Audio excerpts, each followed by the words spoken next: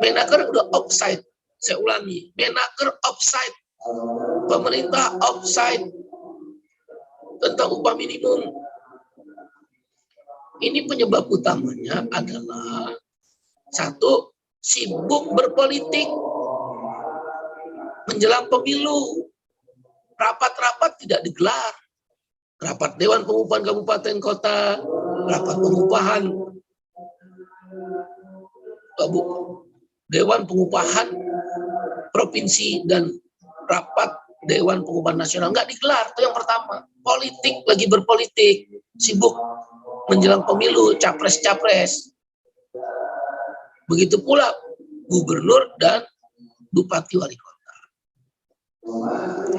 Penyebab kedua terhadap alasan di atas adalah pemerintah, dalam hal ini Kementerian Tenaga Kerja, Kemenaker, kebingungan bagaimana cara menghitung indeks tertentu. Kebingungan mereka ini. Itulah kalau Omnibus Law Undang-Undang Cipta Kerja hanya akal-akalan. Udah benar inflasi, kenaikan upah minimum berdasarkan inflasi plus pertumbuhan ekonomi, titik. Tidak pakai koma, ditambah indeks tertentu. Apakah indeks tertentu tadi 0,1 sampai 0,3? Kan bingung. Apa argumentasi? Atau indeks tertentu itu sebagaimana diusulkan oleh Litbang Partai Buruh, Litbang KSPI, itu adalah indeks tertentu 1,0 sampai 2,0.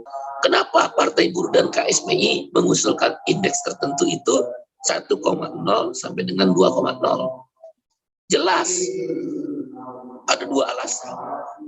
Alasan pertama kenapa dimulai dari indeks tertentu sama dengan 1,0, supaya kenaikan upah minimum buruh swasta, saya ulangi, supaya kenaikan upah minimum buruh swasta tidak lebih rendah dari PNS TNI Polri.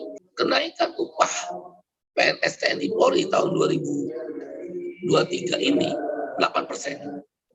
Berasal dari inflasi 2,8%, pertumbuhan ekonomi 5,2%. 2,8 ditambah 5,2 sama dengan 8%. Nggak pakai embel-embel lain, itu 8%. Inflasi plus pertumbuhan ekonomi. Itu PNS TNI Polri. Nah, kalau dengan hitungan yang sama, maka kenaikan upah minimum buruh swasta 8%. Tapi kalau pakai indeks tertentu, Permenaker, misal Permenaker nomor 18, itu dikalikan lagi indeks tertentu 0,1 sampai 0,8. Ya lebih rendah dari kenaikan upah minimum PNS TNI Polri. Saya hitung sekitar kalau 0,1 itu berarti dia 0,1 kali 5%, ya sekitar 6 sampai 7%. Nggak masuk akal. Buruh swasta yang bayar pajak naik upah minimumnya 6 sampai 7%, kok yang menggunakan pajak PNS TNI Polri naik 8%. Partai Buruh setuju ya, Partai Buruh dan KSPI setuju. PNS TNI Polri naik upah 8%. Setuju, jangan salah tulis. Yang tidak setuju adalah kenapa buruh swasta naik upah minimumnya lebih rendah dari PNS TNI Polri. Bahkan lebih rendah lagi dari pensiunan, orang yang tidak kerja. Sekali lagi tolong jangan salah tulis. Partai Buruh dan KSPI setuju PNS TNI Polri naik 8%. Pensiunan naik 12%, setuju. Yang kami nggak setuju, kenapa buruh swasta lebih rendah? Ini akal sehat apa yang digunakan oleh Menaker? Maka supaya sama indeks tertentunya dengan PNS TNI Polri, kenaikan upahnya 1,0. Partai Buruh dan KSPI usulannya bukan 8%, 15%. Jadi dari dua alasan yang pertama tidak ada dasar hukum yang mereka gunakan, karena indeks yang kedua adalah kebingungan indeks tertentu itu berapa, maka dengan dasar itu ini mengusulkan kenaikan upah minimum tahun 2023 24 adalah 15%. Ada argumentasinya. Satu, hasil survei Litbang Partai Buruh dan KSPI, 64 KHL, kebutuhan hidup layak, itu ditemukan rata-rata kenaikan adalah 12% sampai 15%. Ini Litbang survei, harga beras berapa, harga daging berapa, harga pakaian berapa, totalnya 64 item KHL, ketemu kenaikan rata-rata di survei di beberapa pasar, di beberapa kabupaten kota, ketemu kenaikannya 12% sampai 15%. Nyambung tuh dengan kenaikannya pensiunan 12%. Tapi paling tinggi 15%. Di kota-kota besar 15%. Kenaikan KHL-nya hasil survei. Argumentasi kedua, kalau kita lihat kenaikan harga beras, kenaikan harga telur, dan kenaikan harga makanan lainnya, itu 15%. Coba ya lihat BPS. Memang inflasi 2,8%, inflasi umum. Tapi inflasi makanan itu 15%. Nah, inflasi makanan ini kan yang dikonsumsi oleh orang-orang bawah, buruh, petani, nelayan, dan sebagainya. Maka dengan dasar itu, yang menyatakan inflasi makanan 15%, seharusnya upah minimum naiknya 15%. Kan gampang itu. Mbak, lihat aja inflasi makanan. Jangan lihat inflasi umum. Jadi alasan kedua, harga beras naik. 40% loh harga beras naik. Harga beras dalam 3 bulan terakhir naik 40%. Harga telur naik, sekarang udah mahal sekali itu. Harga-harga yang melambung tinggi inilah yang oleh BPS dipotret kenaikan inflasi makanan itu 15%. Maka naik upah harus 15%. Alasan berikutnya, mereka Apindo mengatakan PPNS TNI Polri naik 8% karena nggak pernah naik gaji. Apindo jangan asal ngomong. Buruh juga nggak naik upah 3 tahun, 2020, 2021, 2022. Baru kemarin 2023 naik upahnya. 2020, 2021, 2022 nggak naik upah. Kemarin pun naiknya cuma 3% 2023. Jadi Apindo jangan asal ngomong. Sama, buruh juga nggak naik upah 3 tahun. Ya. Nah, kalau dibilang buruh labor intensif, ini alasan yang ketiga ya.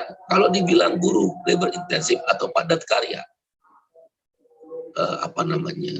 masih terprosok, jangan salah. Apindo itu jangan asal ngomong. Jangan mengada-ngada Apindo.